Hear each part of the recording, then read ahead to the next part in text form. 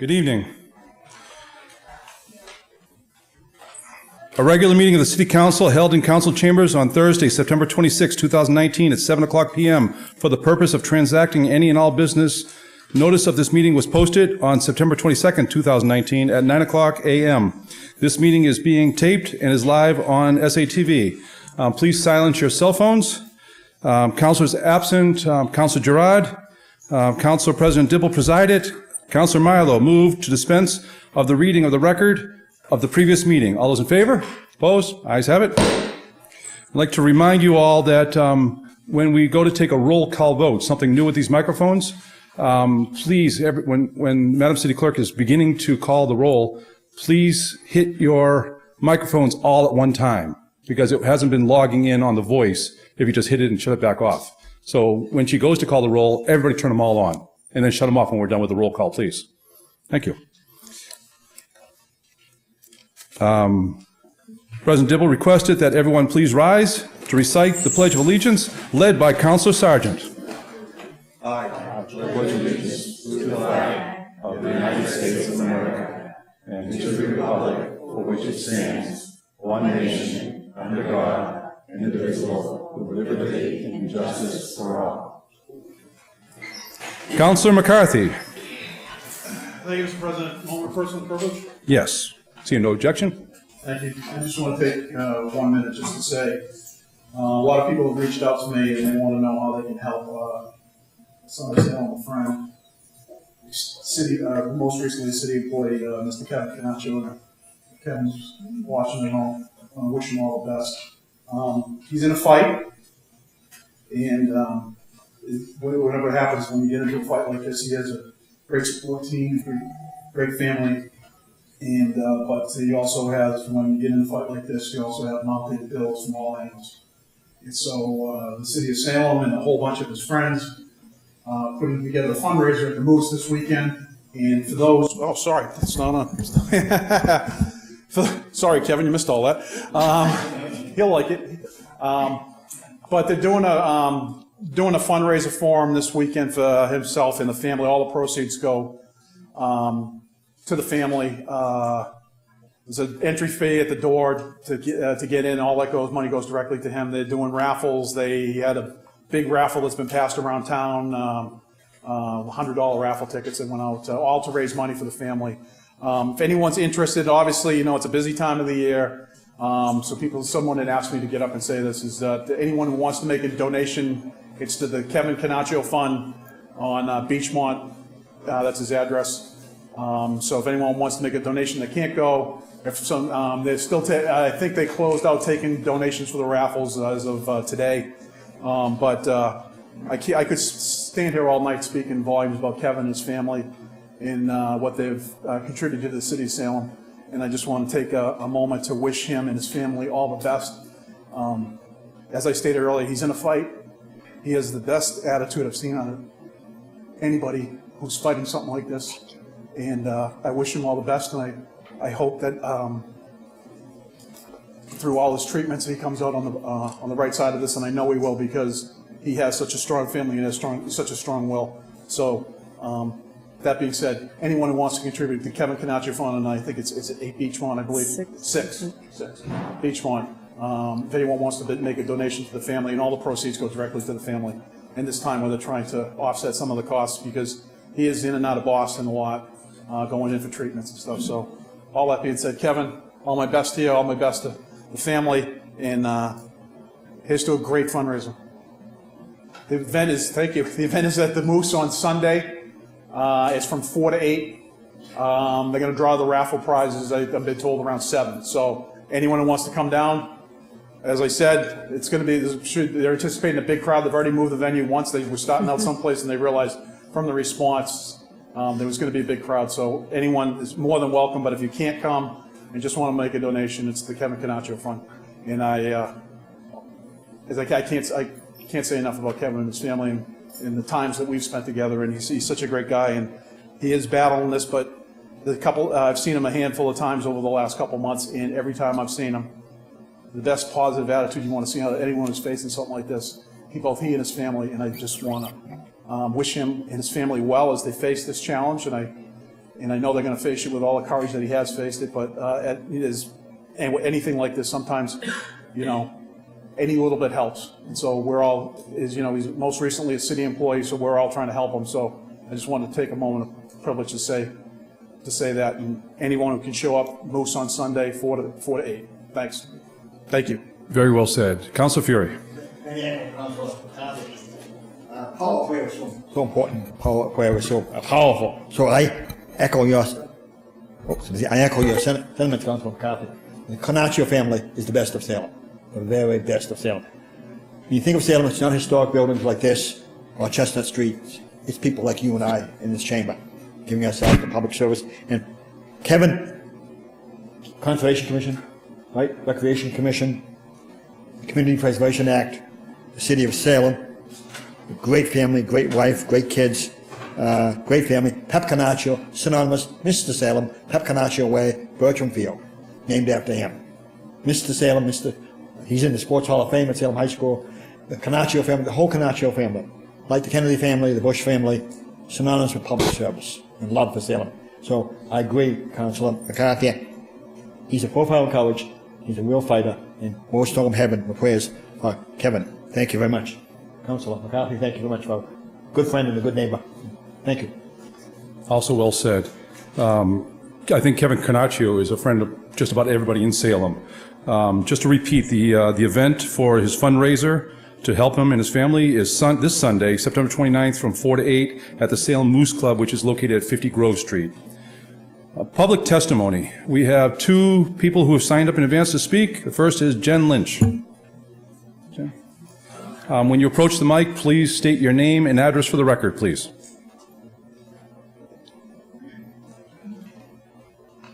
Jen Lynch, 38 Charles Street. I'm speaking tonight on behalf of the League of Women Voters Salem. We notice that Councilor Turiel, is seeking to amend Section 10 of the Rules and Order of the City Council to delete the requirement to rise while addressing the body.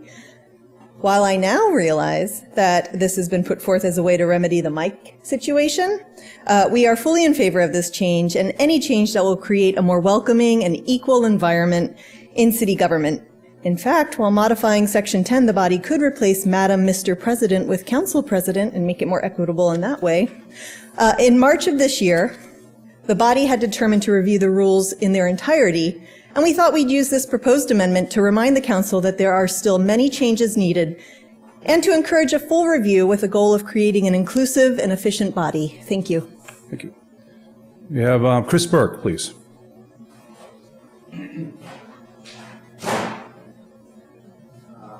Well, I signed up to on this. Name and address for the record, Oh, please. I'm sorry. Chris Burke, 65 Broad Street in Salem. And I signed up to speak in favor of the Green Lawn Arboretum. And I just think this is a great thing that this group is doing. And it feeds into selfishly into my hobby, of course. But I think overall for the city, the hardest challenge for our city, being an old city, is to maintain things. And the Friends of Green Lawn certainly are helping to maintain Green Lawn. And I think this new Arboretum is a step toward that. What a challenge to keep up such a great collection. I go over there, it's like a jigsaw puzzle trying to figure out all the trees there, and it's fantastic, and it's beautiful, and there's so much activity in Green Lawn, and it's a cemetery, everyone's respectful, but there's a lot of activity, so I just think it's a beautiful place, and this Arboretum program can only help it. Thank you. Thank you. Can I see a motion on the floor to go out of order and go to page 17 to allow our invited guests from Green Lawn Cemetery? Seeing no objection, Green Lawn Cemetery, come on up. Actually, under petitions. We have a presentation from the Friends of Green Lawn Cemetery and the Cemetery Commission to give an update to the City Council on various matters such as the chapel and making Green Lawn Cemetery an arboretum. This was requested at the June 27th meeting. Council Sergeant. I have nothing here. Council Turiel. Thank you, Mr. President. Move it be received and filed. Thank you.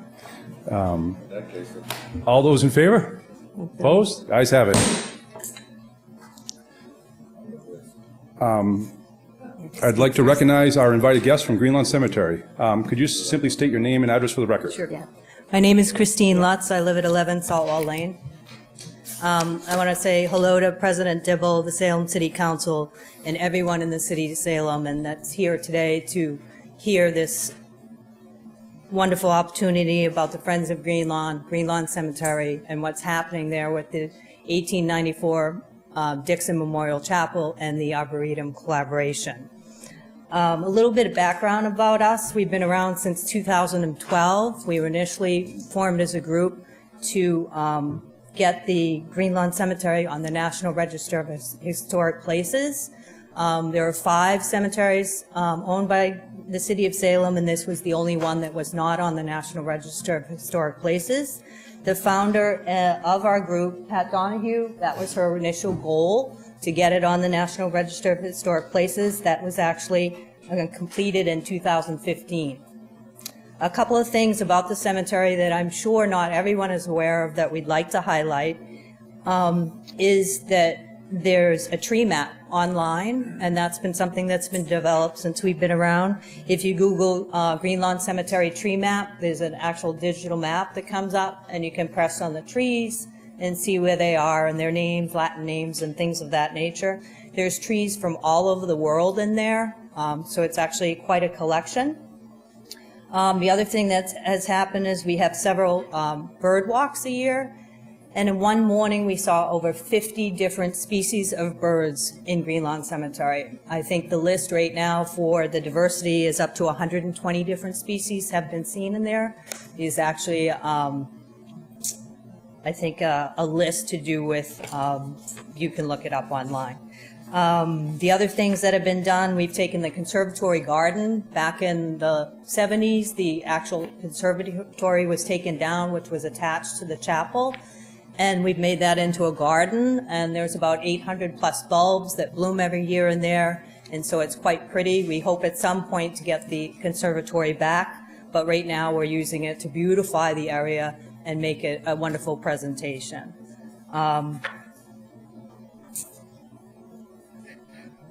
There has been, the goal of the group initially, again, was the National Register, but our actual mission statement is we are a group of volunteers who are working to restore, beautify, and maintain Greenlawn Cemetery now and in the future through grants, funding, and public awareness.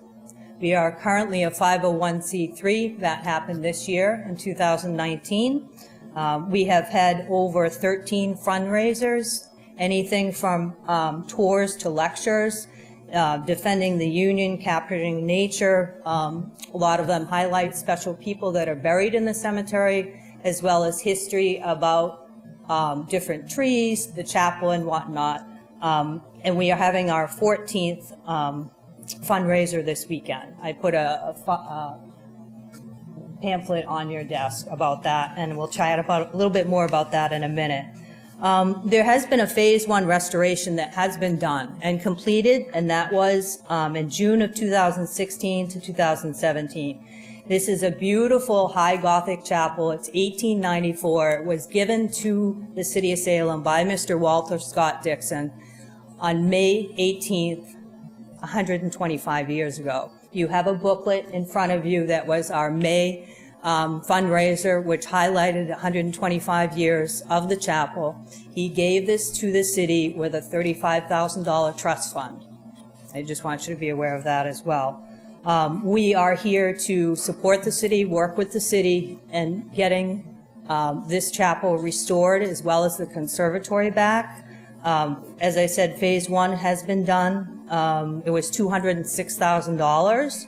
It was a combination of CPA funds, capital improvement funds, and a matching grant from Mass Historic. We're very grateful and thankful to everyone that worked to get that done, but we really need to get going on Phase 2. That was summer of 2017. So we have a Facebook page, we have a Facebook group, we have a website, we have a private email list. These are all different ways that we try to bring the community and everyone together to learn about Greenlawn, to share Greenlawn and what it offers everyone. It's 55 acres, It has 2 ponds. It has hills. It's just beautiful scenery. It's quite a beautiful space. We did the farmers market last week, and a lot of people that knew about it were just mentioning how peaceful and nice it is in there. It's even shady on a hot day. The inside walk is 1.1 miles, so a lot of people walk in there. It's actually quite a special place. So I appreciate giving the opportunity to highlight it so that everyone in the city would be aware of it. It's over in North Salem off of Route 114. We are having a fundraiser this weekend. It's through the Trails and Sales event. It is Saturday at 9:30.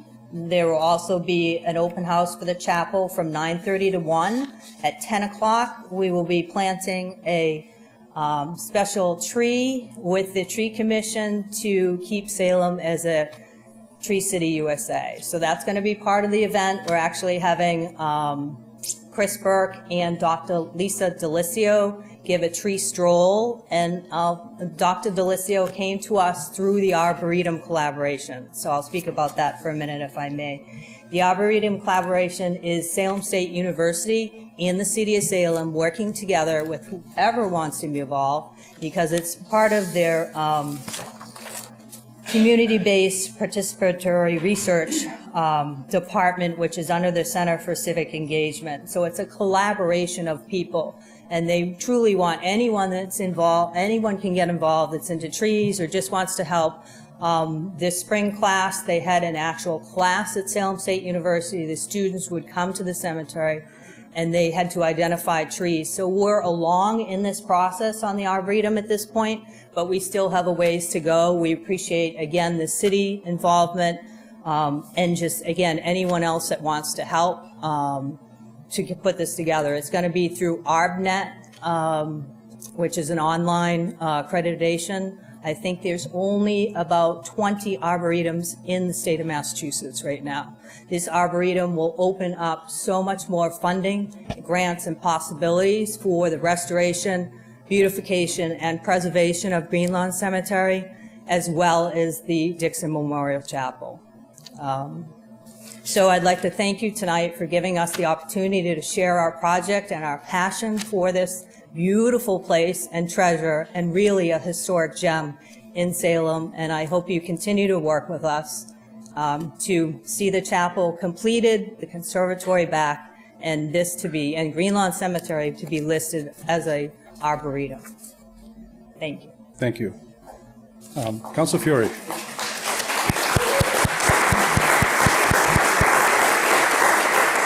If I may, can you just stay at the mic? Is there anybody here from the Cemetery Commission, or is Bob LeBlanc here tonight? If somebody would like to come and speak as well, that you're welcome to. It's a team effort. Go right ahead. Thank you, Mr. Chairman. Robert LeBlanc, General Foreman for the Cemetery Department and Shade Tree Division here in Salem. This Arboretum proposal came to me, and I thought it was a great idea.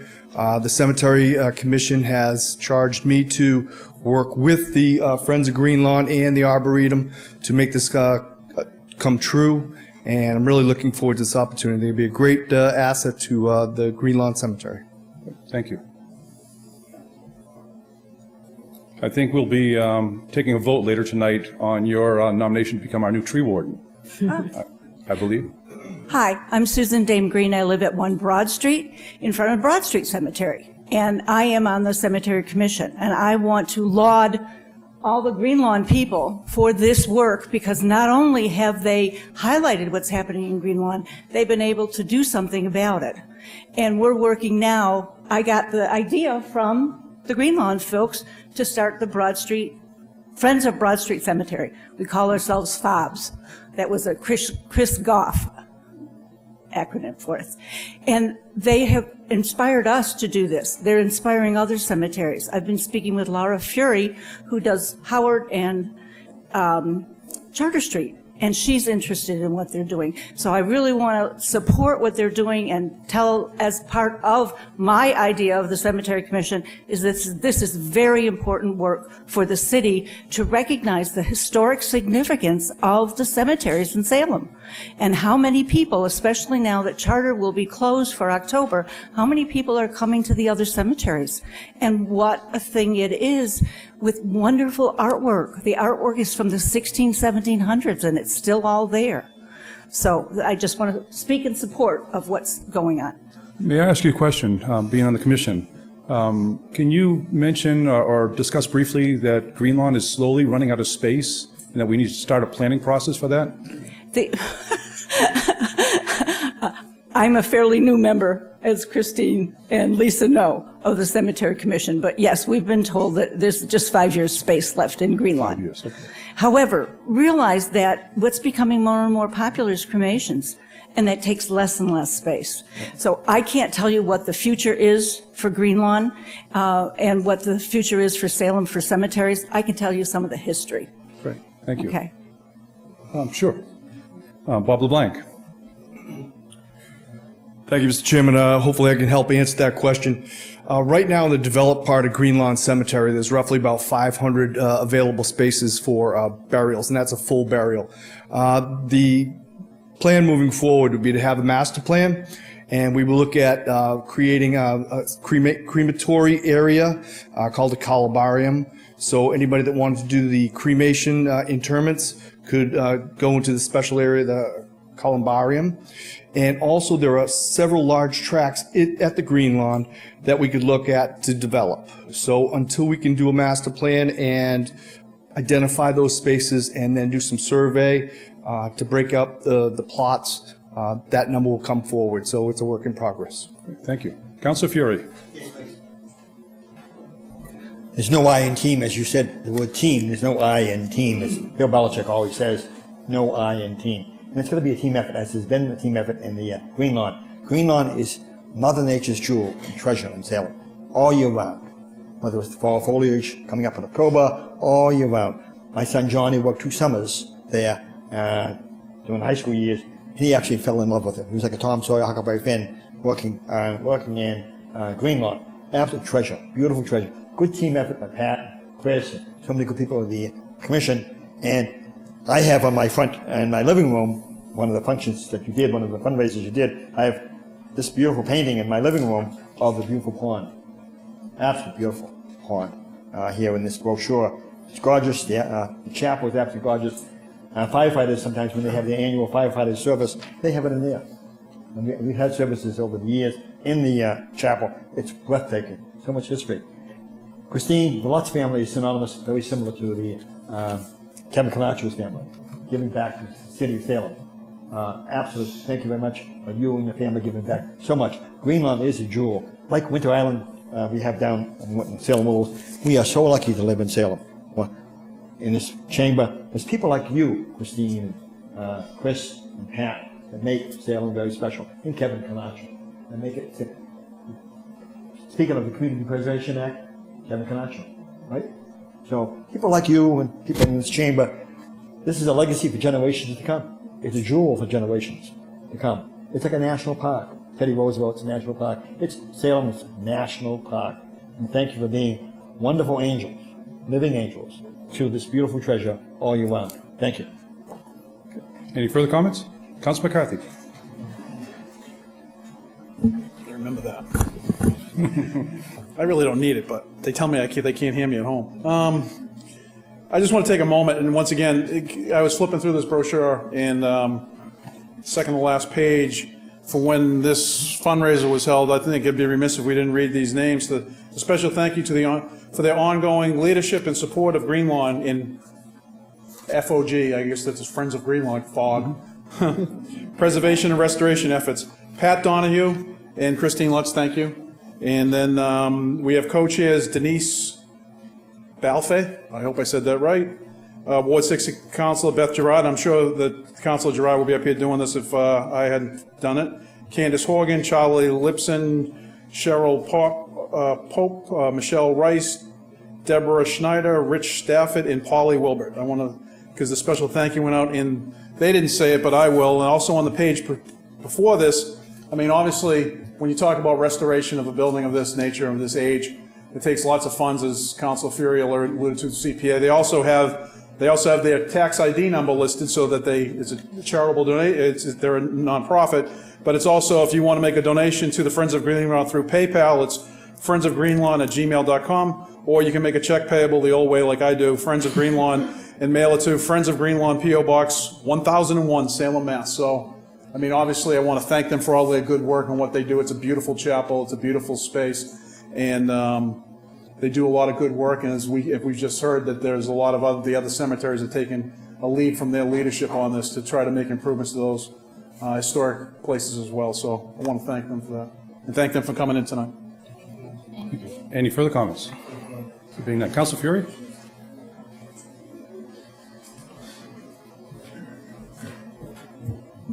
Councilor Dibble? Thank you, Mr. President. I brought this matter forward at the request of the Friends of Greenlawn Cemetery, and I'm very impressed with the additional information that I learned here tonight. Your words were right on spot. They do wonderful work. It's really a pure team effort across the board here. I ran the City of Salem tree planting program from 1986 to the year 2000, put in thousands of trees all around the city. And I frequently brought arborists visiting Salem and planting trees for us throughout the city to Greenlawn. And they're experts in the field, certified arborists, and they're going around driving with me, and they had to stop here. Look at this tree, Mr. President. They couldn't identify what the trees were. I encourage everybody in Salem to go visit Greenlawn Cemetery. Its main entrance is on Orange Street, and it's a phenomenal place to take a nice leisurely walk around and pay respect to deceased residents of Salem. Anyway, the trees are amazing. The chapel that's been restored, almost done. It's probably 90% done, maybe. I might be exaggerating. I took a tour of it. I took a tour of it this past spring with Councilor Dominguez and your entire volunteer group. What a wonderful event that was there. And the grounds, just walking around. I'm troubled with the running out of burial space. I'm hearing rumors from different people. So I'm glad from our new hire, Bob LeBlanc, that things aren't as bad as what I've heard.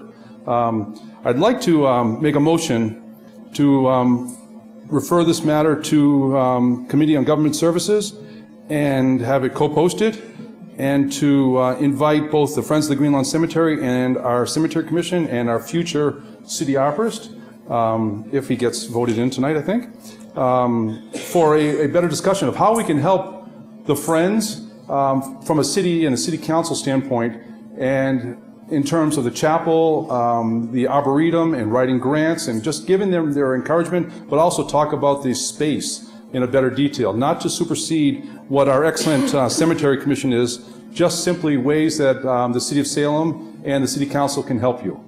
Okay? So, a motion on the floor. Seconded by Councilor Choyao. Under discussion? Hearing no yeah, please. No more discussion. No more discussion, okay. Hearing no discussion?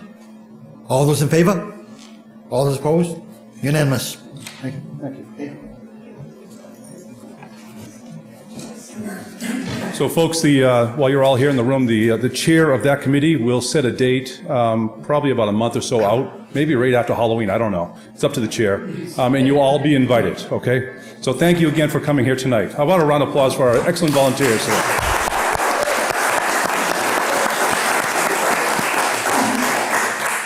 Thank you. Okay. I see a motion to go back to our regular order. So moved. Thank you, Councilor McCarthy. We're going to Page 4. page 3. Hearings, none. Page 4. Appointments and reappointments. Held from the last meeting, the mayor's appointment of Alexandra Moranto to serve on the Salem Bicycling Advisory Committee with a term to expire on September 12th, 2022. Councilor Madore. Thank you, Mr. President. I move for confirmation by roll call vote. Under discussion? Yes, thank you, Mr. President. I'm really glad to see a perspective of a young parent with young children serve on the bike committee, because I myself bike in the city with my kids with a trailer, and I think that's a a voice that's lacking currently on the bike committee, and knowing that Alexandra, she not only bikes around downtown Salem, she also works in downtown Salem and live on Bridge Street. So she understands the importance of a bike network that could accommodate folks who, maybe don't have the option to drive, and also would like to be a little more careful to preserve our one single planet for our future generations by reducing our carbon footprint through biking. So I'm really glad to hear that Alexandra is willing to serve on the committee, and she has the on-the-floor experience and really enthusiastic to serve. So I fully recommend her approval for appointment. Thank you. Any further discussion? There being none, Madam City Clerk, will you please call the roll? Counselor Torrio? Yes. Counselor Sargent? Yes. Counselor Peterson? Yes. Counselor Milo? Yes. Counselor McCarthy? Yes. Counselor Madore? Yes. Counselor Fury? Yes. Counselor Flynn? Yes. Counselor Dominguez? Yes. And Counselor Dibble. Yes.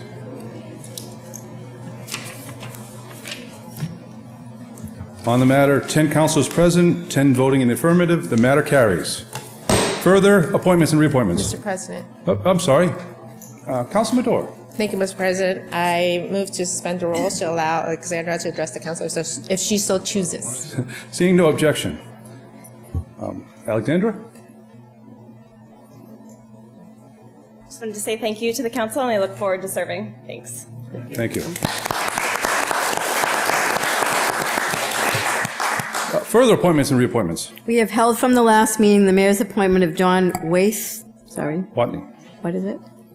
White, okay. To serve on the Salem Bicycle Advisory Committee with a term to expire on September 12th, 2022. My Councilman Madore. Thank you, Mr. President. I'm also very pleased to hear that John is willing to serve, being a very long time resident of Salem and having a wish to be married to a biker chick. Now he can be on the bike committee and and have a biker chick as part of the family. His words. John does do a lot of biking around the city and is also very well aware of some of the improvements that we need to connect our bike paths and make it a more comprehensive network. He is also an architect and also has experience with, construction engineer, even better. So he's an engineer, so he thinks like an engineer, and he can apply those skills and ideas to how we can improve our biking infrastructure. So I'm very excited to see him willing to serve. Thank you. Any further discussion? Council Fury. John and Debbie are synonymous with the best of Salem, as we talked about some of the great families in Salem, the Carnaccio family. Both of you, synonymous. Whatever you do, the Midas touch. My son Johnny was a Boy Scout with your son John.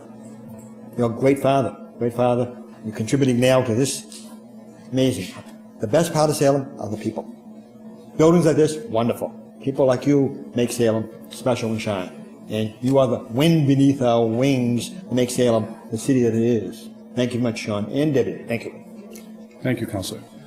It was his son Gabby, I think, right? Gabe. Thank you. Any further discussion? There being none, Madam City Clerk, will you please call the roll? Counselor Torrio? Yes. Counselor Sargent? Yes. Counselor Peterson? Yes. Counselor Milo? Yes. Counselor McCarthy? Yes. Counselor Madore? Yes. Counselor Fury? Yes. Counselor Flynn? Yes. Counselor Dominguez? Yes. And Counselor Dibble. Yes.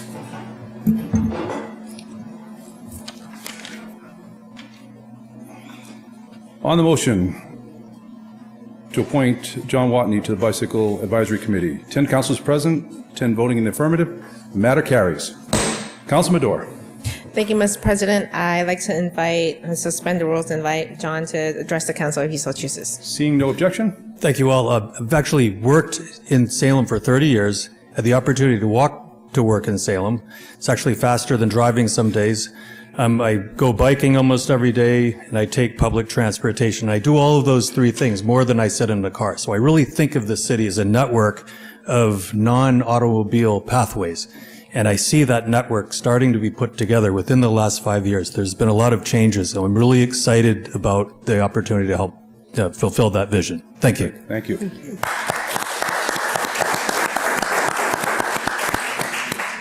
Further appointments and reappointments.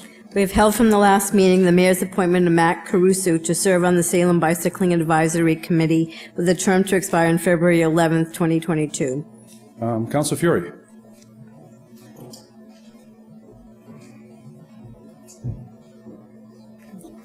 Councilor Dibble. Thank you, Mr. President. I move for confirmation by roll call vote. Under discussion? Yes, thank you.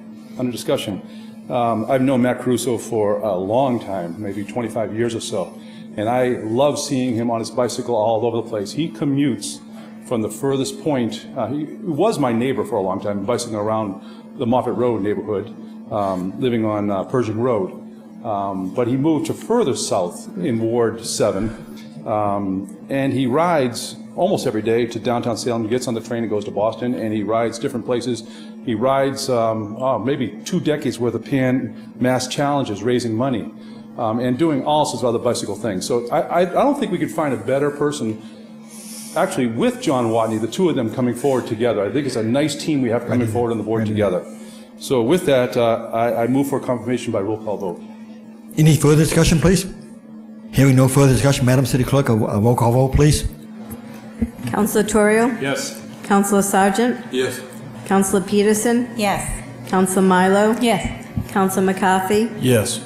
Councilor Madore? Yes. Councilor Fury? Yes. Councilor Flynn? Yes. Councilor Dominguez? Yes. And Councilor Dibble. Yes. Oh, I apologize. Thank you very much. Getting used to this. 10 members present, 10 members voting, unanimous for the 10 members. Passes. Councilor Dibble, please. Thank you, Mr. President. I move to suspend the rules to allow Mr. Matt Caruso to speak if he so chooses. Thank you. Mr. Caruso, thank you. Our honor. Mr. President, I'd like to thank the City Council for putting me on the Bicycle Committee and voting me on. It's really a great city. I love Salem. I've been very involved over the years, a little less recently, which is why I really wanted to do something that I haven't done for a while. I do bike from Vinnon Square on a folding bike, go to Salem Station, fold it, take it on the train, then I get off at North Station and bike from North Station to my office at the Prue. And I just really enjoy doing that. I enjoy doing the Pan Mass Challenge. Cycling is just great. It's great exercise. And it's great to see all the improvements that are taking place. And I'm looking forward to partnering with the other new members as well and existing members to continue to make progress as it certainly has been happening over the years. So thank you very much. Thank you.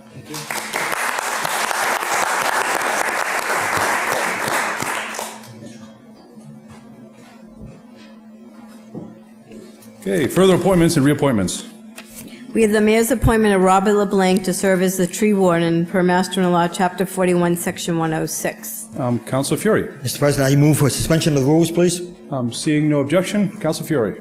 I move for a confirmation by roll call vote. On discussion? Under discussion. What a better night to appoint Mr. LeBlanc, talking about Green Lawn Cemetery, how lucky we are to have Green Lawn. Last night was the last night of the Ken Burns series on TV on country music. And one of the fans of country music was one of the greatest books on trees for young people, The Giving Tree. The Giving Tree by Shel Silverstein. And it's a beautiful book. It's a beautiful award by Dr. Brendan Walsh and two members of the community, one civilian and one student, The Giving Tree. So it's in literature, in our arts, in our science. And what better night to appoint a tree warden. Sad to say we're losing one of the best tree wardens in the state, Dick Bernard. He is the angel to all of us for trees, synonymous for trees. He is the godfather of trees. Indeed, he is Mr. Tree in Salem. So to fill the shoes of Mr. Bernard, it's going to be very difficult. But I think when we saw it tonight, Mr. LeBlanc, for this appointment as tree warden, we're going to be in good hands, and he's going to fill those shoes ably. If I may, just to give credentials to Mr. LeBlanc, who just spoke about Green Lawn, his background is outstanding. It's amazing. Mr. LeBlanc served 18 years as superintendent of highways, parks, and cemeteries for the town of Walpole, where he has also held a position of tree warden.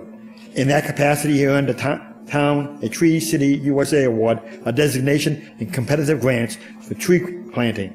In Walpole, Mr. LeBlanc managed 24 acres of athletic fields and oversaw the operation and maintenance of 6 town cemeteries. Speaking of cemeteries tonight, Greenlawn.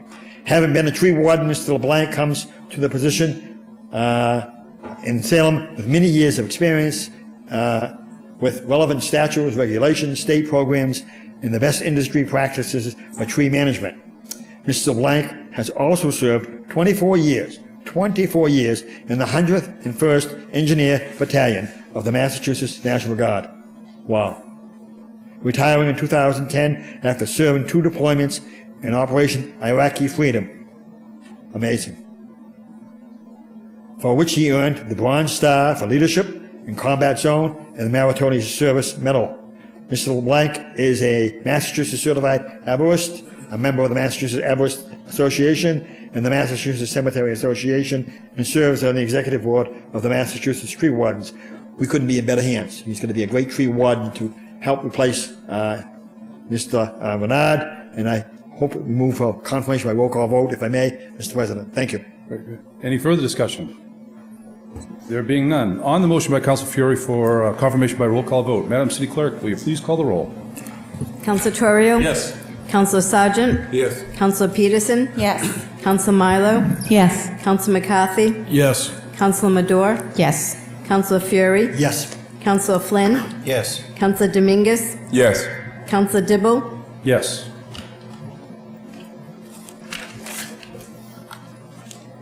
On the matter, 10 councilors present, 10 voting in the affirmative. The matter carries. Council Fury. Mr. President, I move for suspension of rules to allow Mr. LeBlanc to speak if he wishes before the body in the meeting being covered by cable TV. Mr. President, thank you. Right, very good. Seeing no objection, Mr. LeBlanc. President and the council, thank you so much for this honor. I'm very honored to be the tree warden of the city of Salem. Honestly, when I had my first interview, I was really excited about that. I spent some time in Salem and lived in Salem for 10 years, and coming back here to Salem is just great. And I know they have a great tree program here. Rick Renard, worked closely with Rick, and I hope to carry on his great legacy here in Salem and do a good job. Thank you. Thank you.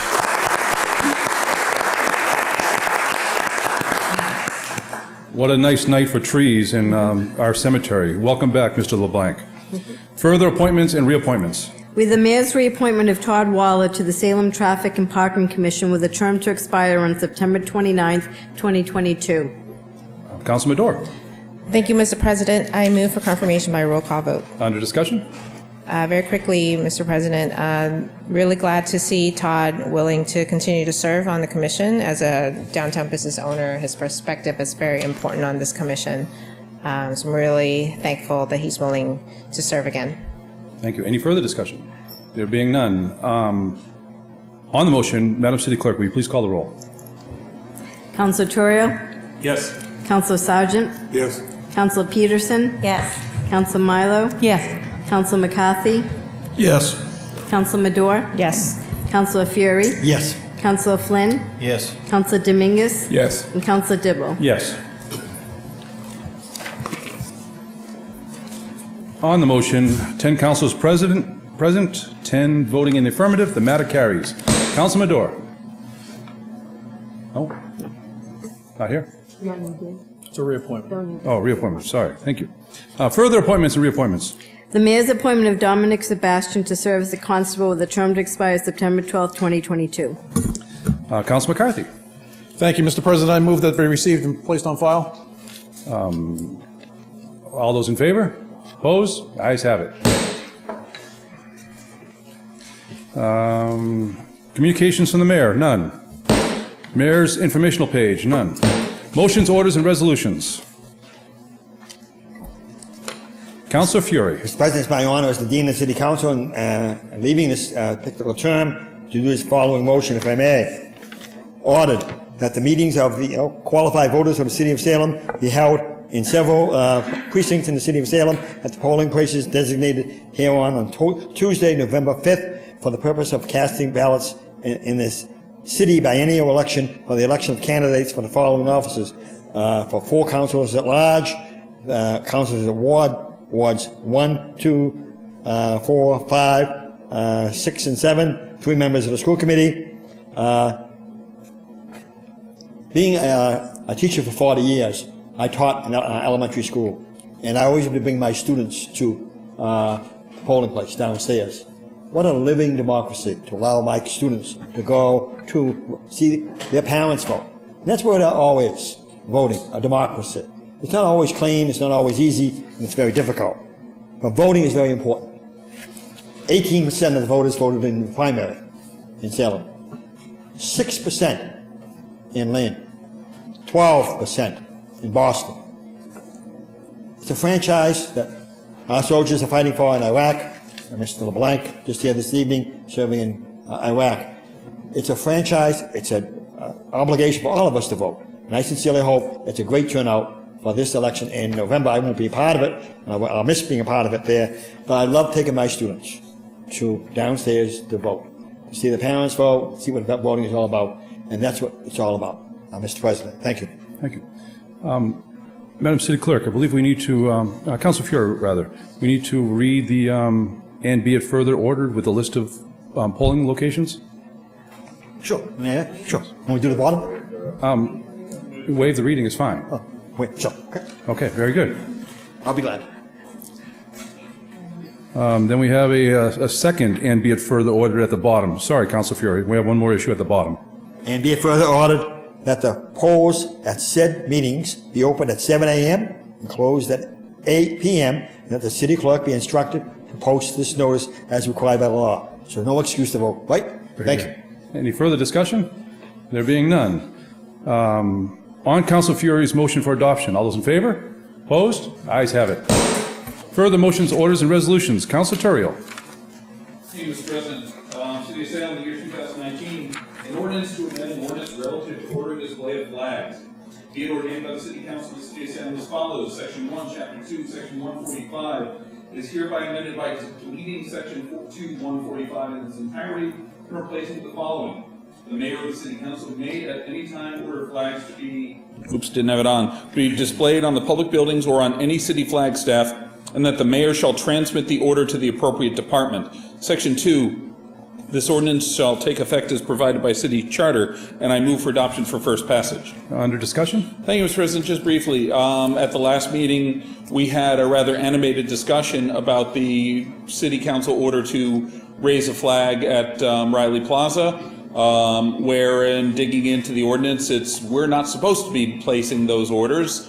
There's no place in city law for us to be doing it, so this is putting it in. So this keeps that the mayor can order it, continue to order it as the mayor has been doing. The city council can also place such an order, and if that's the case, rather than us instructing a particular department, the mayor would take that order and give it to the appropriate department, because different flags in the city are controlled by different entities. So it's just simply taking the practice that we have been doing on the city council for generations and making it official. So seems pretty straightforward. Thank you. Any further discussion? On Council Turiel's motion for adoption for first passage, all those in favor? Opposed? The ayes have it. Thank you, Council Turiel. Nice move. Further motions, orders, and resolutions. Council Turiel. Thank you, Mr. President. City of Salem City Council, September 26, 2019, ordered that Section 10, speaking by members of the rules and orders of the City Council, be amended by deleting the words "shall rise and." And I move that this be held to the next meeting under the rules. Although I'll explain it if you wish. Under discussion. Thank you, Mr. President. This is, as Jen Lynch said, this is a reaction to our new public address system, mainly because the microphones don't work very well when you're standing up, especially if you're my height or thereabouts, and it's kind of difficult to keep track of it. So I took a little look at what other city councils do, and because we use different rules than most other bodies, we're the only city council around that I'm aware of that the members have to stand to speak. And that's fine, there's nothing wrong with us having done that, but something that we've done now to make it easier for the public to follow what we're doing has having kind of the reverse effect of making it more difficult. So by taking that one step out of our practice and by making us do business the same as other city councils, it will give us a better chance to make sure that people can hear what we're doing both on TV and in the chamber. So it seems like a fairly common sense thing to do, but we can't act on it until the next meeting. But it seems to make sense. Any further discussion? There being none, on Council Terrell's motion that there's no action until the next meeting, held under the rules, all those in favor? Opposed? Ayes have it. Further motions, orders, and resolutions. Council McCarthy.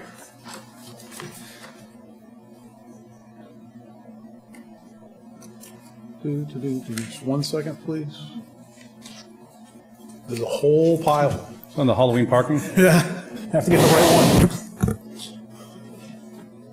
It's all got little Post-it notes. Thank you, Maureen. City of Salem City Council, September 26, 2019. Order that the following addresses be included in the temporary Halloween residential parking program if they do not already qualify for a year-round program. Derby Street from number 66 to number 114 be included, but no visitor passes shall be issued. Under discussion. Thank you, Mr. President. Actually, now I'm going to amend this order because when I went to the Parking and Traffic Commission, presented us with a whole bunch of potential changes to the parking program, one of which was to grant some addresses on Derby Street parking permits. But what has happened is first let me amend the order. I moved to amend it from, it should read from number 159, I believe, to 114. Is that correct? Nope. Yep, should read from 159 to 114 because when the program that was presented by the Parking and Traffic Commission needed to be shortened because we already include some of the addresses in the Halloween program from Turner Street down all the way to Ford Avenue. This is capturing basically the residences between Turner Street and Kosciuszko Street. And just so for everyone's clarification, during the month of October, we restrict streets, as we're going to see later, there's like 36 of them, more streets that are already in the ordinance. If you live on this section of Derby Street, everything within blocks has been restricted except for this little section, of which, because Derby Street is not restricted, there's only a handful of addresses because if you live on a corner, you can get a resident pass. But if you live on, as I like to call them, for lack of a better word, the tweener houses, the houses that are between the corners but don't have a natural boundary on a restricted street, they don't qualify for a pass. So there's only a handful of residents that would be shut out from parking from, if they couldn't get a spot in this section of Derby Street, they couldn't park on any of the side streets, any of the temporary restricted zones, which would be the rest of Derby Street, Essex Street, around the Common. It's just taking care of a short section that needs to be addressed because we can't restrict the parking on Derby Street in that section because there's so many businesses and shops on that section that it wouldn't make sense to restrict it to resident only because then no one could visit those establishments. So this order is just basically to include the addresses as amended from 159 to number 114, which is basically from Kosciuszko Street up to Turner Street, and then in the rest of the order we take care of Turner all the way down to Ford Avenue on Derby Street. So that just clears up for this one particular thing. Okay, thank you, Councilor McCarthy. Just want to be clear that this now will go from number 66 to number 159, is that right? No, the other way around, 159 to 114. Not down to 66?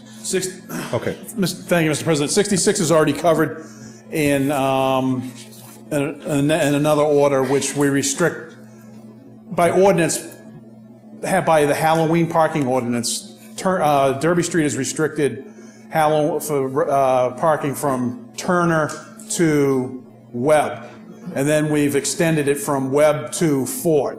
So there's a lot of moving parts. We've actually asked the Parking and Traffic Commission to come in next year and kind of clean it up because what's going to happen is we have a list of, which we took up at the last meeting, a list of 20 some odd, 36 additional streets that are being added to for the month of October, of which is in addition to the ones that are already in the ordinance. So we need to get this is just the evolution of Halloween parking and trying to restrict the streets in and around downtown so that people who live in these homes have some availability to try to park somewhere near their home.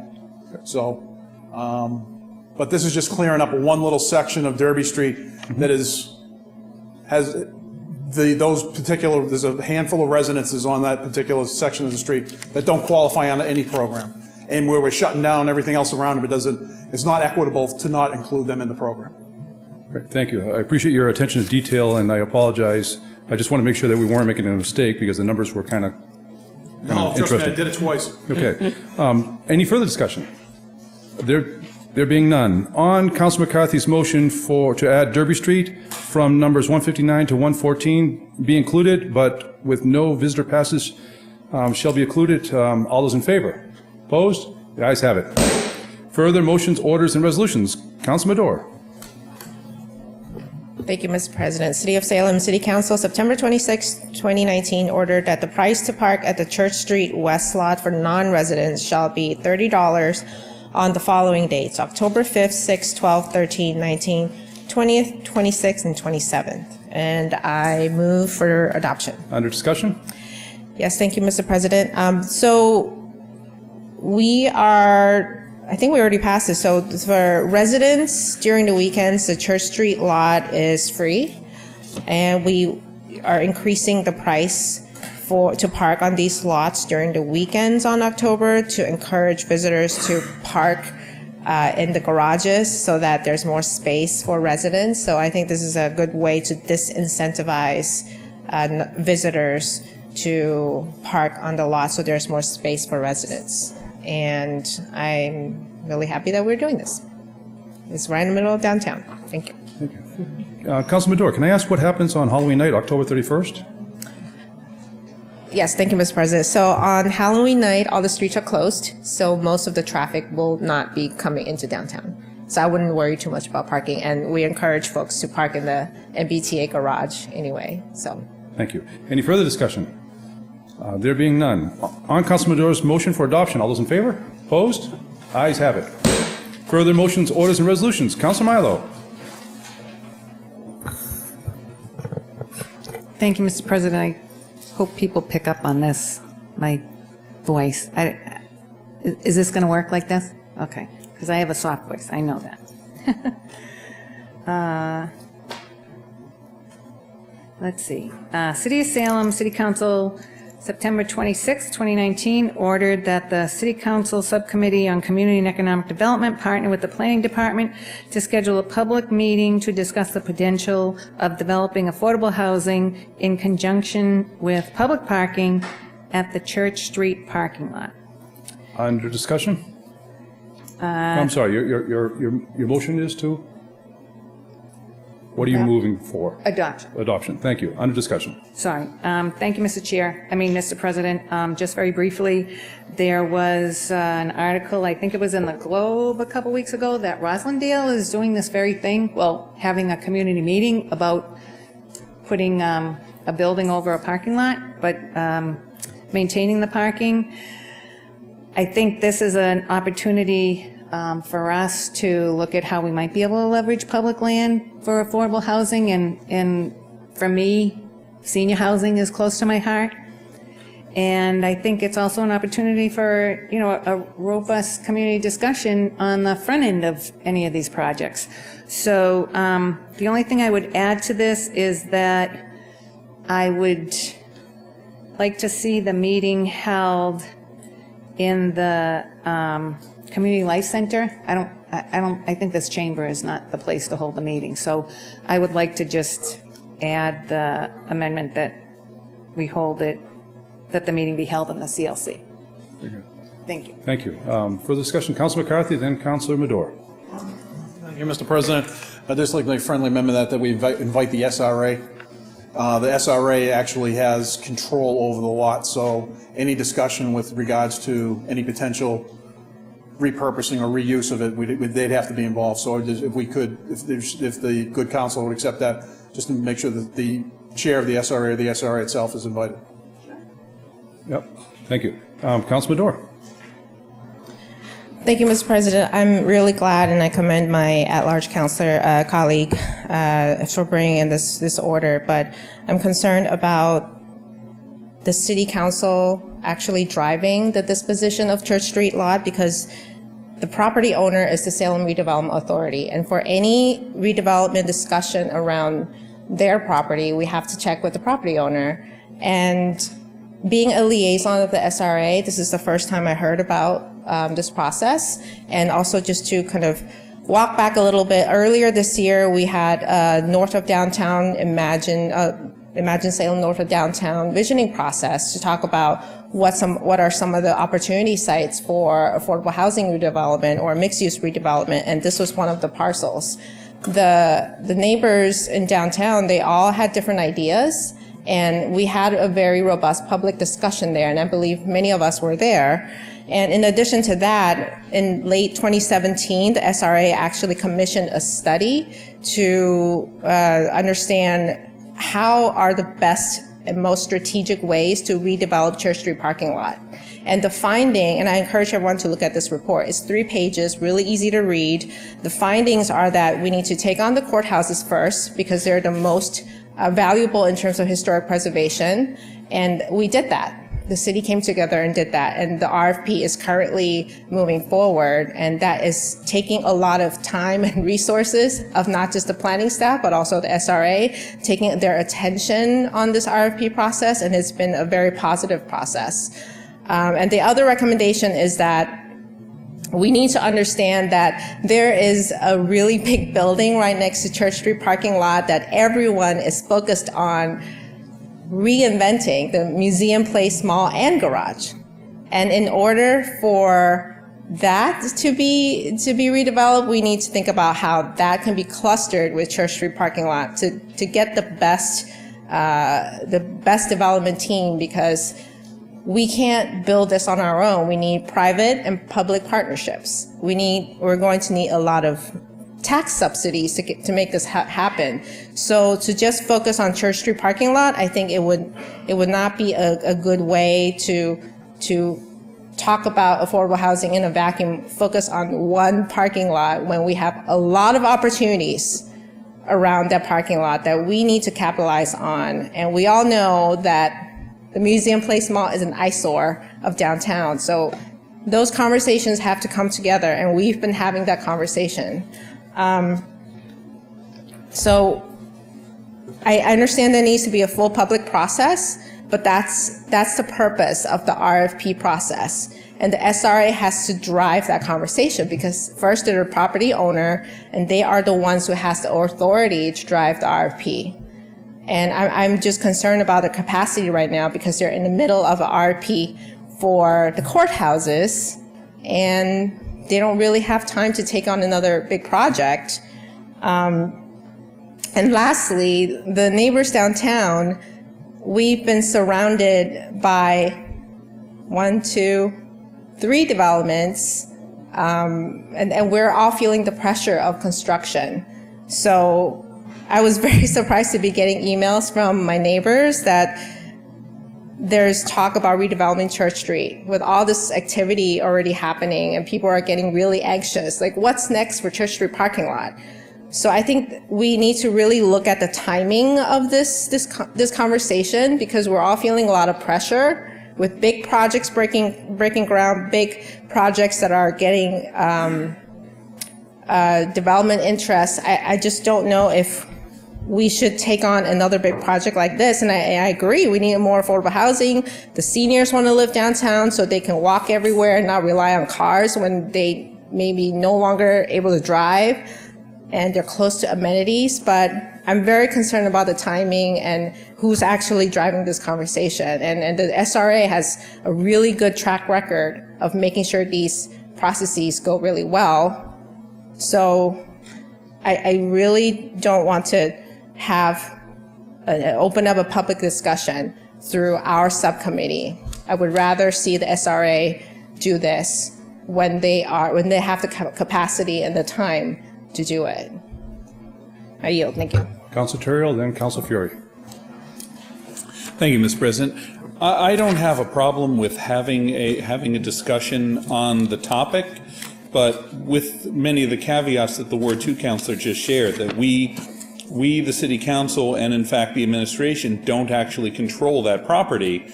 That property is managed by our parking department, but it's actually owned by the SRA, and they have the sole right to initiate a redevelopment of it. That said, downtown is being redeveloped at a fairly rapid pace now, with the courthouse project underway, with the courthouse rehabilitation and Crescent Lot moving forward, with a developer hopefully be selected soon, with the necessity of coming up with a long-term solution for the current garage downtown in the mall. And this is something that we will have to deal with at some point in the future. And if we want to start a conversation about it, that's fine. Just it's not something that we can. I don't believe that. Well, we can't make the SRA do anything in that regard. But that said, we should be preparing for it, because a few years from now, it's probably going to be time to do that redevelopment, and it's better to sort of be on top of it than not on top of it, and figure out how it fits into everything and how the whole downtown fits together. So I think. I'm not sure about this so much. I'm okay with supporting the order, but I don't think there's much that can happen with this without it being part of a much larger conversation that needs to be had involving the SRA, involving the administration, and involving the neighbors in downtown as well. That's a really, important thing that we need to do. But again, this seems to be somewhat premature, but if the will of the body is to try and see if we can initiate this conversation, then so be it. Thank you. Councilor Fury. Mr. President, I strongly concur. The SRA is the driving force for the city of Salem. We're very lucky to have the SRA. I served a couple of years as liaison. Councilor Amador is doing a great job. I love the opportunity to serve on the SRA. Amazing people on it. They see the big picture. PBS Museum, they handled that very well. The Hanover Inn on Riley Plaza. The courthouse is now taking place. The district court is going to be torn down very soon. They see the global picture, the big picture, the city of Salem, not just an isolated parking lot. We don't want to create a concrete jungle building on that park with a garage that looks like a concrete jungle. We need to see what vision and leadership needs to do. The domain is the SRA. We should support the SRA with their professional staff and the board itself. Christine knows very well with her experience. They have the Midas touch, really. The PBS Museum, the Hanover Inn, downtown Salem, it's changing as we see. Most cities and towns give their right arm to have what's going on in the city of Salem. District Court, the old District Court, amazing. So I think it's more in the domain of the SRA. Affordable housing, great part of the package plan. Not a single item, not a single project like the Church Street lot, but overall a vision of Salem with more affordable housing. Thank you. Thank you. Any further discussion? Council Sergeant. Thank you, Mr. President. I'm kind of in favor of preserving sightlines downtown, but that being said, any council that brings something in and wants to bring it to a committee and talk about it, I'll support. And I don't think it's a bad idea to support it, but we don't know where it will take us. We might get some ideas we don't even know. Somebody might say, no, that's not a great idea, but right next to the center on the Baptist school, that would make good senior housing. It'd be a small effect in the neighborhood. We just don't know. So why don't we find out what we don't know? Have a meeting. Thank you. Any further discussion? Council Fury.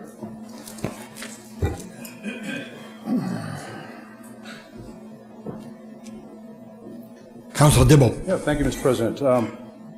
I think the good at-large Councilor Milo summed it up nicely. We haven't built any senior housing in 25 years or so in Salem anyway. I'm not sure. I'm talking the Housing Authority, the City of Salem, everybody. We don't, private development, we don't have senior housing in Salem, but people are looking for that. So if it's affordable, if it's senior housing, this is a good thing. But I have to agree with the councilor across the way here on a discussion. Just to have a meeting on it, I don't see any harm in that. And I thank the good Ward 1 councilor for adding the SRA to the motion, because that's who owns the property. So I think he nailed it and put it together. I think all of us working together Simply having a meeting, I think, is a good thing. I applaud the good at-large Council Milo for bringing this forward. I'll be voting in support of it tonight. Thank you.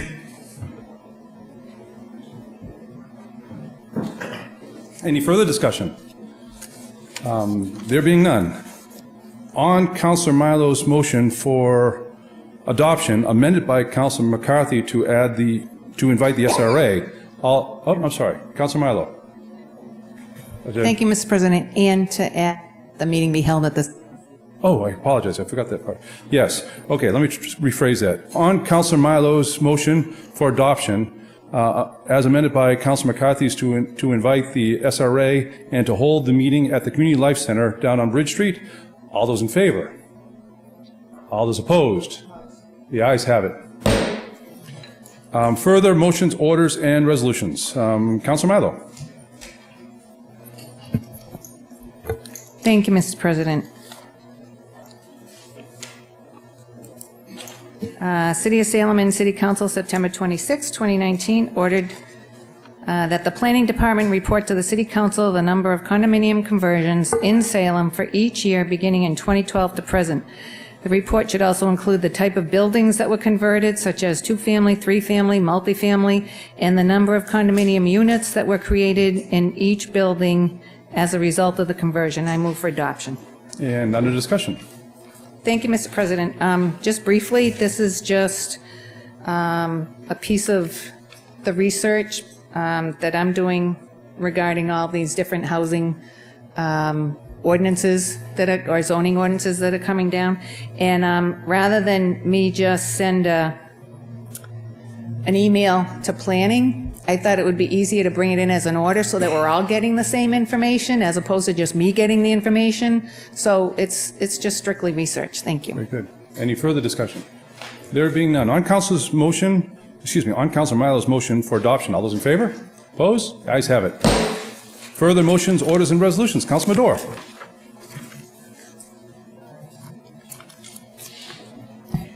Thank you, Mr. President. City of Salem, the year 2019, an ordinance to amend an ordinance relative to traffic be ordained by the City Council of the City of Salem as follows. Section 1, amending Chapter 42, Section 50B, handicap zones, limited time by adding the following. Scary Street, 1 handicap parking space to be added in front of number 7, starting 4 feet from the driveway and continuing westerly for a distance of 20 feet. Section 2, this ordinance shall take effect as provided by city charter, and I move for adoption for first passage. Under discussion? Thank you, Mr. President. This is to assist a disabled gentleman who lives at 7 Scary Street. He is an amputee, and he recently reached out to me regarding redoing his sidewalk. And the city engineer decided that we didn't really have the budget nor the capacity to do that this year, so they put them on the list for next year. But in the meantime, some relief could be provided by providing a handicap parking space. Again, I've said this before, if we want to be an age-friendly city, we need to really think about how we accommodate parking for our elderly residents and not have this go through 2 passages. And we're going to have another one that I'm going to talk about shortly, that these are done efficiently as possible to accommodate our most vulnerable residents. And I think it's important that we take a look at how we process these spaces. Thank you. Right. Any further discussion? There being none. On Council Madore's motion for adoption for first passage, all those in favor? Opposed? The ayes have it. Further motions, orders, and resolutions. Council Madore. Thank you, Mr. President. City of Salem and City Council, September 26, 2019, ordered that a trial period of up to 60 days on the following traffic recommendation. Chapter 42, Section 50B, handicap zones, a limited time. Cross street in front of number 3, starting 60 feet from the corner and running in a southerly direction for a distance of 20 feet, handicap parking zones. And I move for adoption. Under discussion? Thank you, Mr. President. This is to assist a family who has a member who unfortunately is experiencing a terminal illness and won't be able to wait until second passage to take advantage of some parking relief.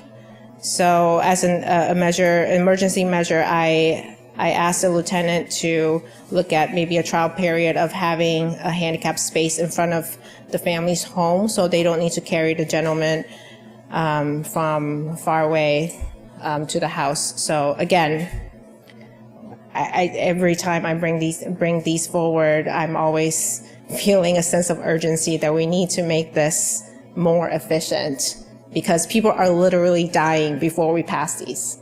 It is so important we take another look at this. So again, this is a trial for 60 days.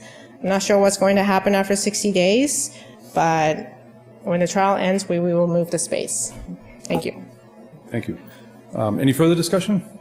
There being none. On Council Madora's motion for adoption, all those in favor? Opposed? Ayes have it. Council Milo.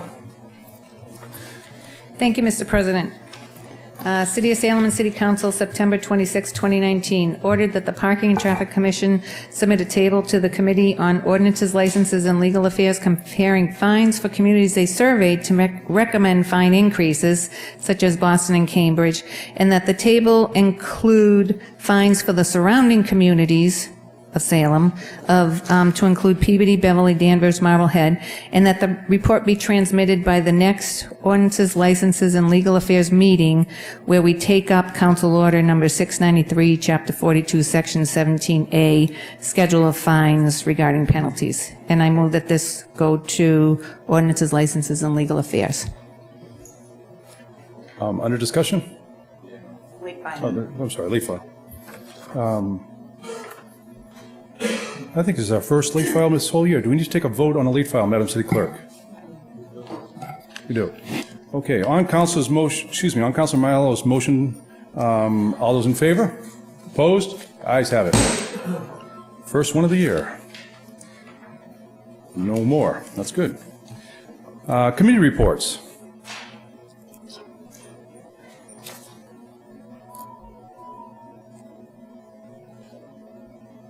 Council McCarthy. Thank you, Mr. President. I was just waiting for the cue, that's all. City of Salem, City Council, September 26, 2019, the Committee on Ordinances, Licenses, and Legal Affairs, to whom was referred the matter of granting certain licenses, tag days, Salem High School boys baseball, junk dealer, secondhand valuable, has considered this matter and recommend the licenses be granted. On the acceptance of the report, all those in favor? Opposed? The ayes have it. On the adoption of the recommendation, under discussion. No discussion, Mr. President. Any further discussion? There being none. On Councilor McCarthy's motion for adoption, all those in favor? Opposed? Ayes have it. Further committee reports. Councilor McCarthy. Thank you, Mr. President. City of Salem, City Council, September 26, 2019, the Committee on Ordinances, Licenses, and Legal Affairs co-posted the Committee of the Whole, to whom was referred the matter of granting certain addresses. Is this the correct one? Spots? Yes, it is. Certain addresses to purchase reserved spots in the two garages during the month of October, as to consider said matter and recommend adoption. On the acceptance of the report, all those in favor? Opposed? Ayes have it. On the adoption, recommendation for adoption, under discussion. Thank you, Mr. President. We talked about this committee last week. This was, we tried this last year. We reserved up to 100 and some odd spaces on the roof of the Museum Place Mall garage for addresses, basically for people or developments that are required to meet their parking requirements in the garage itself. This gives them an opportunity, if they want to pay the additional, I believe it's $115, that they get a reserved spot on the roof for the month of October. And I believe last year it was up to 100 and some odd spaces, and I think 50 or so people took advantage of it last year. So it's just it's out there for anyone who's required to meet their parking requirement in the garage through their condo association, basically. If they so choose, they can get a spot on the roof of the Museum Place Mall garage. And we talked about the location of the program, and the easiest place to monitor and control the program is the roof, because it's the easiest place to restrict people coming in and out of it, because it's the top floor. Any further discussion? Nope. There being none. On Council McCarthy's recommendation for adoption, all those in favor? Opposed? The ayes have it. Further committee reports. Council McCarthy.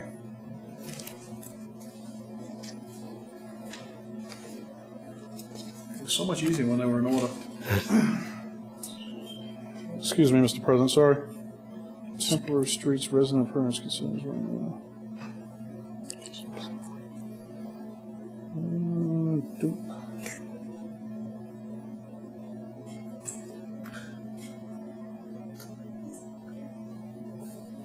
City of Salem City Council, September 26, 2019. The Committee on Ordinance, License, Legal Affairs co-posted Committee of the Home to whom was referred the matter of temporary streets to be given resident sticker status, has considered said matter and would recommend adoption. On the acceptance of the report, all those in favor? Opposed? Ayes. One more time, sorry. That was a late one. On the acceptance of the report, all those in favor? Opposed? The ayes have it. On the adoption of the recommendation, under discussion. Once again, Mr. President, this was one of the matters that came in at our last meeting. The committee met on it. We had the parking director in, the chief of police, and one of the police officers from police traffic. His name is I'm drawing a blank right at the second. Levesque, thank you. We went through it, and we would recommend adoption. Thank you. Any further discussion? There being none. On Council McCarthy's recommendation for adoption, all those in favor? Opposed? The ayes have it. Further committee reports. Council McCarthy.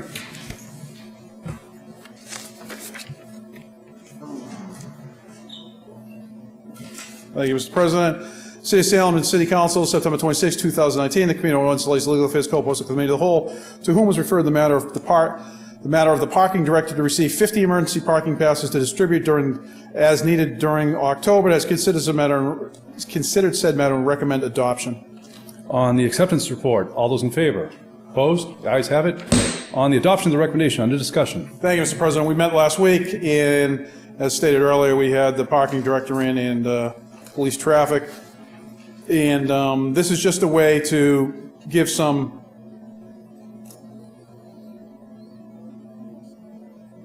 relief, I guess is the best word, or if anyone has a unique circumstance that, obviously we're restricting a lot of streets. That's the next one that come up during the month of October. And if someone has a unique circumstance, there was one woman that came in to testify. She was, at the time of Halloween's going to be like 8 months pregnant, and she has people that come in and visit her, and obviously she'd be looking for some sort of additional pass to whenever someone had to come visit her with regards to helping out with her situation. So the situation being that she's going to give birth any day. So that's, and obviously if she did give birth, then she'd need she'd need help from family members or whatever. So this is what this section does. This allows the parking director, when someone presents a unique problem on any of these restricted streets, that they need an additional pass. This just gives we're granting him the ability to do so. Thank you. Council Peterson. Thank you, Mr. President. I agree with the importance of this. I had a really interesting and tough situation last year with one of my constituents who this was the perfect fix for them. They were struggling financially and they were borrowing a car from somebody and they couldn't, and it wasn't appropriate for them to register it at their house. It didn't belong to them, but they were borrowing it from a family member from out of town, and the woman called and she was in tears because she had been sleeping in her car the last 3 nights because she was so worried it was going to get towed. And so this was a way to sort of give her the relief to make sure that she was going to be able to just go back inside and feel comfortable that the car was going to be safe, because she wasn't going to be able to afford to get it back if it had been towed. So I think these unique situations come up. We can't even really imagine what they are, but I'm glad that we have a little bit of a buffer that we're putting in for people that are struggling. Thank you. Any further discussion? Council Sergeant. I believe they're important. They're especially important because you've got to keep in mind that the temporary passes don't get any guest passes, where the permanent resident sick parking does. So that makes it even more important. Thank you. Right, thank you. Any further discussion? There being none. On Council McCarthy's motion for adoption, all those in favor? Opposed? The ayes have it. Further committee reports. Council McCarthy, you're busy today. Always, Mr. President.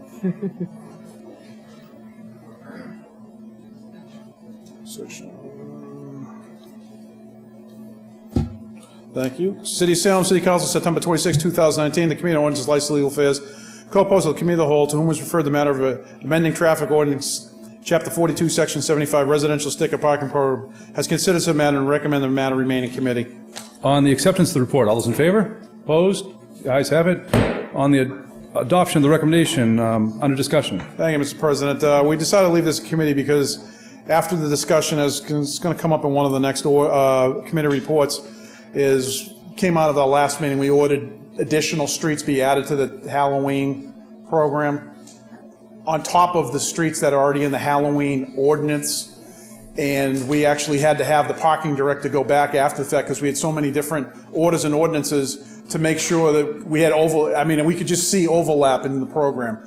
So what was going to happen is we're going to ask the parking director after this Halloween season is to come forward with a amended list to amend the ordinance so we don't have to go through this every year trying to figure out which street from where to where is going to be restricted. So I have to add one. I give Mr. Kucharski and his staff a lot of credit. They spent a lot of time over the last week after we had our meeting going through the list that we have to make sure that we're trying to cover everyone. I'm going to tell everyone out there it's not perfect.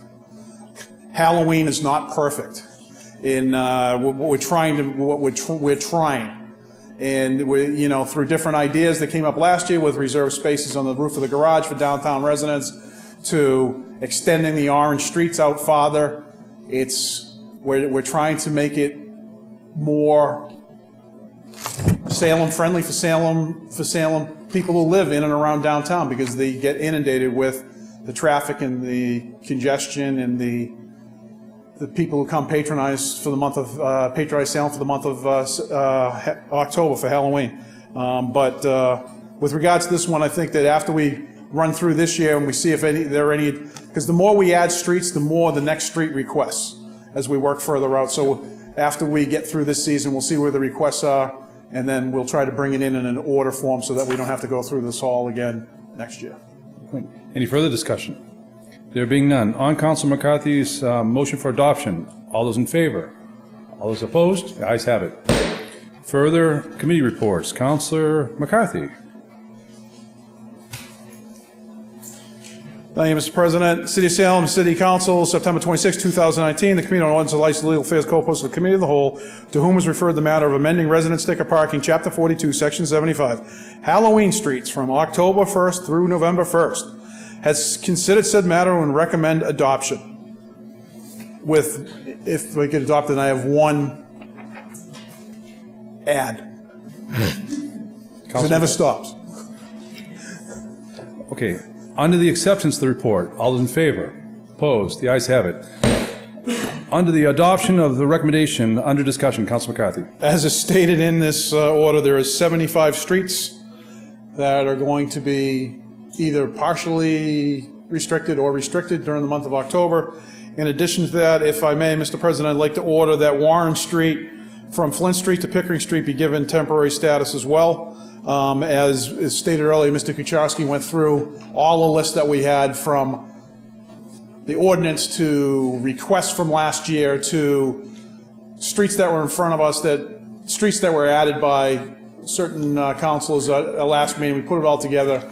And we think the list that we have as was brought forth covers everything we want to, except for this one omission that he found earlier this week and he sent to me, so I'm just going to add it at this time. Yep. If you could just restate the limits on Warren Street from where to where? Yep, Warren Street from Flint Street to Pickering Street be given temporary status during the month of October. Any further discussion? Nope. And your motion was for adoption? Correct. Right, thank you, Councilor McCarthy. On Councilor McCarthy's motion for adoption with the amended adding Warren Street from Flint Street to Pickering, all those in favor? Opposed? Ayes have it. Further committee reports. Councilor McCarthy. I want to thank our Assistant City Clerk and our City Clerk for keeping me on point tonight. And they had me on speakerphone earlier in the week to make sure we got all these right. And somehow when I went to clip one, I got them all out of order. Usually they're in order. I put them in order, and I got one left, and here I am. I really thought you were blaming them earlier. No, never. Are you kidding me? Oh, no.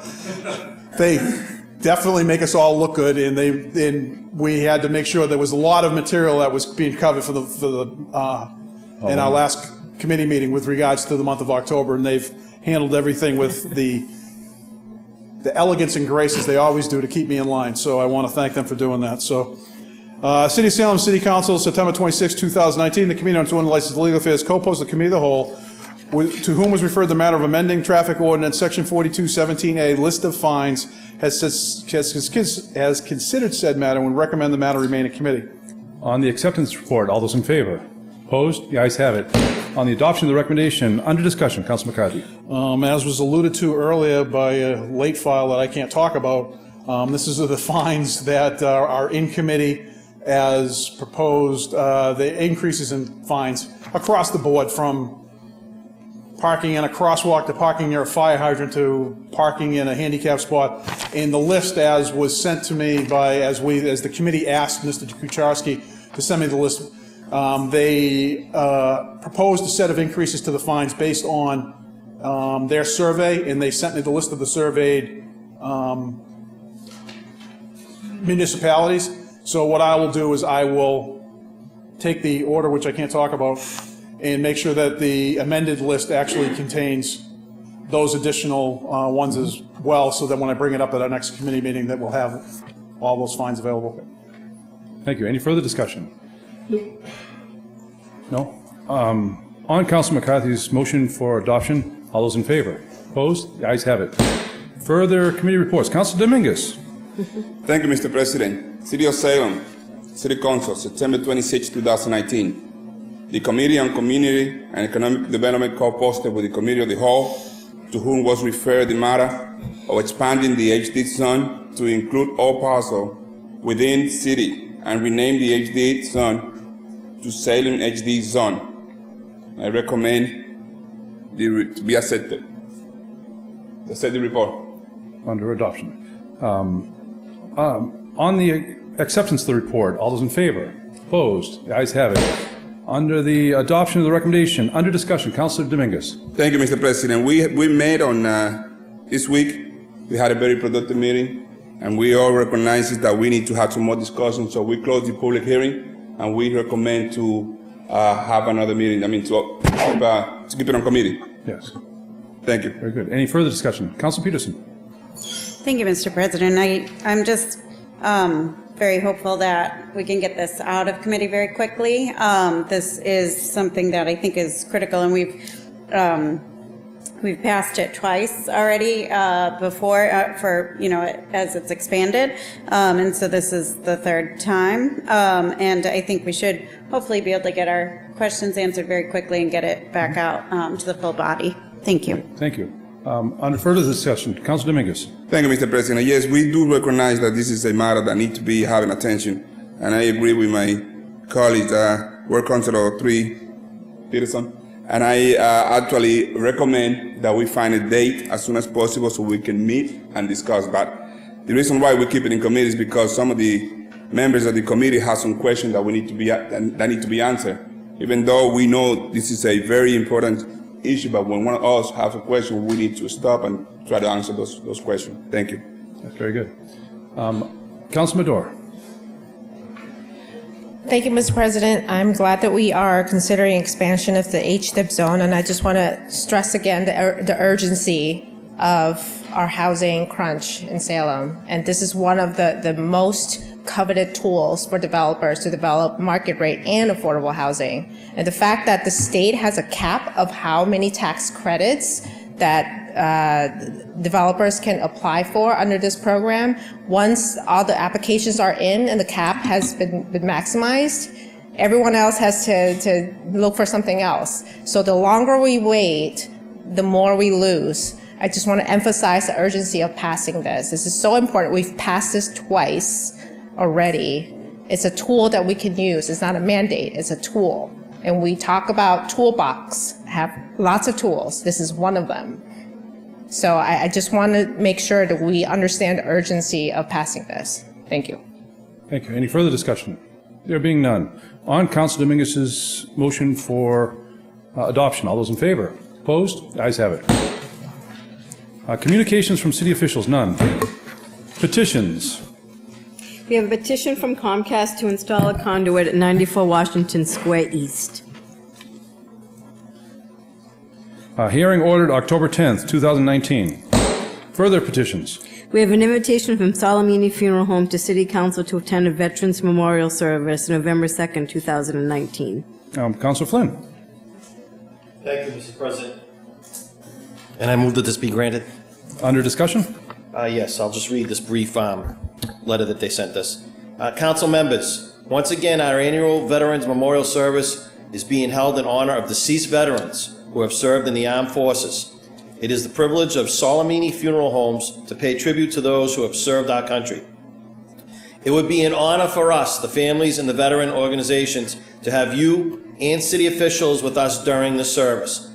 We would also like you to be a part of the service. The service will be held Saturday, November 2nd, 2019 at 1 p.m. Salem Funeral Homes, 426 Broadway, Route 129, Lynn, Mass. Thank you. Any further discussion? There being none. On Councilor Flynn's recommendation for that it be granted, all those in favor? Opposed? The ayes have it. Further petitions. We have a request from residents of Chestnut Street to hold a block party on October 31st, 2019 from 4 p.m. to 9 p.m. Councilor Medora. Thank you, Mr. President. On Halloween night, it's estimated that 1,000 kids and their parents walk across Chestnut Street to trick or treat. So I think it's more than appropriate that they make it a party. And I am really hopeful that this year will be extra special because the neighbors will actually make it an official party and have the street closed down so everyone can enjoy a safe trick or treating night. I'm really looking forward to that evening. Thank you. Any further discussion? There being none. On Councilor Medora's motion that it be granted, all those in favor? Opposed? The ayes have it.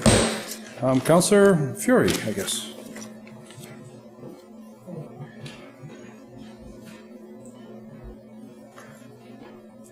Councilor Dibble? Thank you, Mr. President. We have a request from the residents of Hayes and McKinley Roads to hold a block party on October 5th, 2019 from 12 p.m. to 8 p.m. Councilor Dibble, thank you. Thank you, Mr. President. I move that it be granted. On discussion? Thank you. Yes, this is in my neighborhood, a couple streets away. Having hosted a block party for my house for some 25 years, I applaud their efforts, and I look forward to having seen this block party and having many more block parties all around the city. You know, all know how I feel about block parties. It's a wonderful way to bring entire neighborhoods together, make the neighborhood better, and I encourage every street, every neighborhood to have one. Thank you. Thank you. Any further discussion? Hearing no discussion, all those in favor of Councilor Dibble's petition for Hayes McKinley? Unanimous? Thank you very much, Councilor Dibble.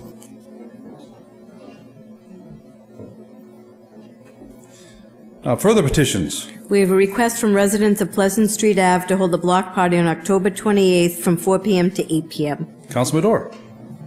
Thank you, Mr. President. I move for this to be granted. Under discussion? No discussion. Any further discussion? There being none. On Councilor Medora's motion that it be granted, all those in favor? Opposed? The ayes have it. Further petitions. We have a request from B&S Fitness to hold a road race, The Devil's Chase and Creepy Clown, on October 26, 2019, from 8 a.m. to 11:30 a.m. Councilor McCarthy. Thank you, Mr. President. I move be granted. Under discussion. Thank you, Mr. President. I had the pleasure of sitting down with, having discussion with the head of Park and Rec, Captain Lasofo, Brandy Dion from B&S Fitness, and we sat down and I laid out my concerns of what happened last year and the map that they presented us for this year, and they went back and were able to rework the road race in such a way that it eliminates a lot of the crossovers that were there before, and it kind of flows better, and it, you know, unbeknownst to the Ward 2 council, was going to flow through Ward 2 and down Bridge Street for a while. I was like, no, that won't work. But I couldn't speak for her, but she wasn't there, but I did say that that was a bad idea. Because it was just not a bad idea. But we've come up with a race that seems to work, and hopefully it will. I suggested to the organizers, I mean, I understand they run a 6.66 mile race, and then They also, in conjunction, they run what's referred to as the Creepy Clown, which is a 3.33 mile race because some people don't like to run 6 miles. And my suggestion was, if your idea is to get the 666 for the idea of a devil, then how come you're not running a 6.66 kilometer race? Because just one race, because they had staggered start times. They were looping back on the same street, and the races were going to be leaving and coming back. It's better. It's not perfect. We'll try it out, but unfortunately, it's on the weekend before Halloween. And as the police told me, they put 2 divisions on for that weekend. And now, having a road race there of this, they're trying to limit it from going into downtown so it gets condensed. Basically from downtown back, limited by Bridge Street, so figure out where it ends up. Because it can't go, they don't want it to go further into downtown because of the sheer volume of people that will be coming in on that weekend. So if there are issues this year, my suggestion for next year would be shorten the race or move the weekend, because there is so much going on in Salem on that weekend before Halloween we're overburdening our police department, asking them to do details and then asking them to work, putting on 2 divisions for the weekend for crowd control and to control the city for traffic-wise. So it has been an event that's gone on, and I want to say it's its 8th or 9th year, and they've made some of the modifications. We're going to see if they work. If they don't work, then when they come back again, it's either shorten or move it to another area of the city, or they can't be near downtown because I don't need to say it again. So we'll try it. We'll see what happens. Thank you. Any further discussion? On the motion by Councilman McCarthy that it be granted, all those in favor? Opposed? The ayes have it. Further petitions. We have a request from Friends of NEC to hold a road race for autism on December 15th, 2019 from 10 a.m. to 12 p.m. Councilman McCarthy. Festivus for the rest of us. I move that it be granted. Under discussion. Well, this is a wonderful road race. It benefits a great cause.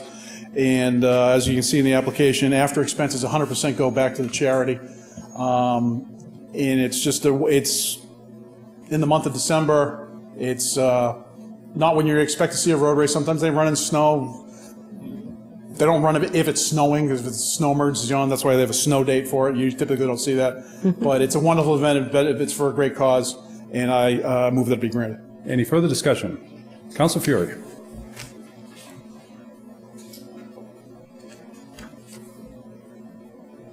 Councilor Dibble, please. Thank you, Mr. President. I have to agree with the Ward 1 Council. This is a very, very good event. In fact, it's one of my favorite road races, and I think if the Ward 6 Councilor was here tonight, she's spoken in favor of this several times in the past years. It's one of her favorites as well, I think. Might be a little bit cold, but that's okay. It makes it for a better run.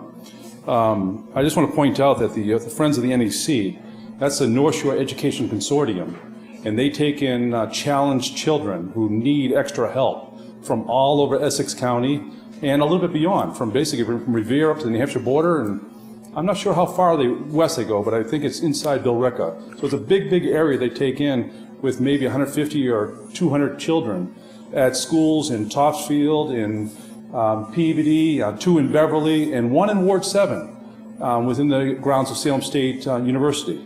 My heart goes out to these children, and I encourage anybody at home listening, go out and run this road race in support of these children. The date is December 15th, 10 o'clock in the morning, and I'll be cheering them on. Thank you, Mr. President. Thank you, Councilor Dibble.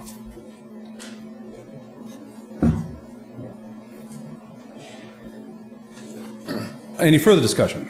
There being none. On Councilman McCarthy's motion that it be granted, all those in favor? Opposed? The ayes have it. Further petitions. We have a list of 12 public guide license applications. Councilman McCarthy. Thank you, Mr. President. I move that be granted. Under discussion? No discussion. Any further discussion? There being none. On Councilman McCarthy's motion that they be granted, all those in favor? Opposed? The ayes have it. Further petitions. We have 2 claims. Councilman McCarthy. Thank you, Mr. President. I move that these matters be referred to the Committee on Ordinances, Licenses, and Legal Affairs. Under discussion? No discussion. Any further discussion? There being none. On Councilor McCarthy's motion that they be referred to the Committee on Ordinances, License, and Legal Affairs. All those in favor? Opposed? The ayes have it. Regular meeting. For the petition, sorry. Further petitions. We have one constable bond. Councilor McCarthy. Thank you, Mr. President. I move that this matter be referred to the Committee on Ordinances, License, and Legal Affairs and returned approved. Under discussion? No discussion. Any further discussion? There being none. On Councilor McCarthy's motion, all those in favor? Opposed? The ayes have it. Unfinished business. We have a second passage of an ordinance amending traffic, Chapter 42, Section 50B, had handicap zones, limited time, Essex Street, and in front of number 315. Councilor Madore. Thank you, Mr. President. I move for adoption for second and final passage. Under discussion? Yes, Mr. President. I would like to amend this to in front of 319 instead of 315 Essex Street. Following some discussion with the neighbors, that this would be the preferable location. Right. Any further discussion? There being none. On Councilor Madore's motion for adoption for second and final passage with the amendment that 315 be switched to number 319, is that correct? 319? Thank you. All those in favor? Opposed? The ayes have it. Further unfinished business. We have a second passage of an ordinance amending traffic, Chapter 42, 50B, handicap zones, limited time, Boston Street, in front of number 156. Councilor Flynn. Thank you, Mr. President. I move for adopted for second and final passage. Under discussion? No discussion. Any further discussion? There being none. On Councilor Flynn's motion for adoption for second and final passage. All those in favor? Opposed? The ayes have it. Further unfinished business. We have a second passage of an ordinance to amend an ordinance relative to traffic, Section 74, general prohibition, towing zones, by repealing Charter Street in its entirety, both sides, and replacing it with Charter Street both sides from intersection of Central Street for a distance of 700 feet. Councilor McCarthy. Thank you, Mr. President. I move for adoption for second and final passage. Under discussion? No discussion. Any further discussion? There being none. On Councilor McCarthy's motion for adoption for second and final passage. All those in favor? Opposed? The ayes have it. Further unfinished business. We have a second passage of an ordinance amending traffic, Chapter 42, Section 50B, handicap zones, limited time, Moffett Road, in front of number 17. Councilor Fury. Sorry, one more time. That's right. Councilor Dibble, please. Yes, thank you, Mr. President. I move for adoption for second and final passage. On discussion? There being none. Hearing no discussion, moving for adoption for second and final passage. All those in favor? All those opposed? Unanimous. Councilor Dibble, thank you. Thank you. Okay. Further unfinished business. We have a second passage of an ordinance amending traffic, Chapter 42, Section 50B, handicap zones, limited time, by repealing Conant Street. Councilor Madore. Thank you, Mr. President. I move for adoption for second and final passage. And under discussion? No discussion. Any further discussion? There being none. On Councilor Madore's motion for adoption for second and final passage. All those in favor? Opposed? The ayes have it. Any further business? There being none, looks like. Councilor Fury. Mr. President, motion to adjourn, please. Motion to. All those in favor? Opposed? We are adjourned. Thank you, councilors. Nice job tonight.